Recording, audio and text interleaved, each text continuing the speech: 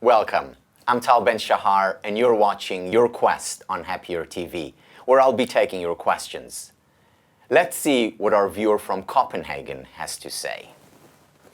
Allow me to begin by saying that I consider myself lucky. I'm married to a lovely woman, we have 2 kids and a golden retriever. We're financially well off, I do sports, we have great friends. And yet, most of the time I feel that something is missing from my life. That there is more out there waiting for me, and if I get that, I will be happier. Sometimes I think it's more money. Other times I think that more travel is the answer, or maybe a career change is what I need. Don't get me wrong, I'm not depressed or anything like that. I just feel that I can be happier. I can certainly relate to your questions. You know, what got me into positive psychology in the first place was the fact that I was doing well overall in sports, in college, I was doing well socially, and yet I was not happy and I was constantly feeling that something's missing. Let me share a little bit of advice that I've received over the years and that actually helped me.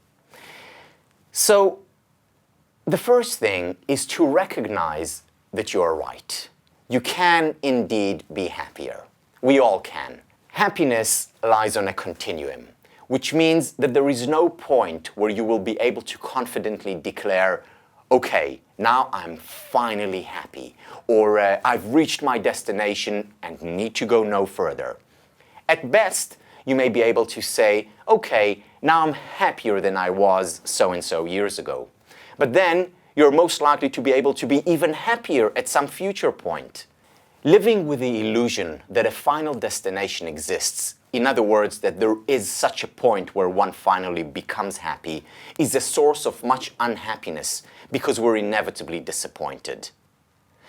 So the first step is to accept that you'll never reach this ideal of ultimate happiness because it doesn't exist.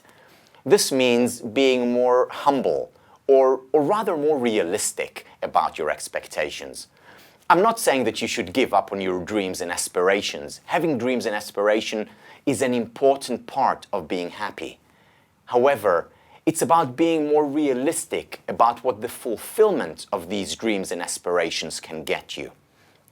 At best, the fulfillment of a dream can lead to a short-term high, not a permanent state of happiness. And if you recognize that it's not the fulfillment of dreams that matters, but rather having them that is important, you will feel better about having dreams and not frustrated when fulfilling them does not get you the permanent happiness you had hoped for. Another important antidote to what psychologist Nathaniel Branden calls the nothing is enough syndrome, which I certainly suffered from, is appreciation. Learning to appreciate what you already have is a key to a happy life.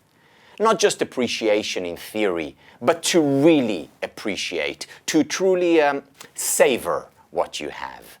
If you spend a few minutes each day expressing gratitude and savoring those things that you do have, whether it's your family or work or even a lovely tree on your street, you can learn to enjoy what is rather than experience discontent because of what is not. I recommend that you take a look at one of our reflections on gratitude, where I discuss the importance of appreciation. I very much appreciate your question, and I very much appreciate our viewers for taking the time to watch Happier TV. We look forward to getting and addressing your questions on Your Quest.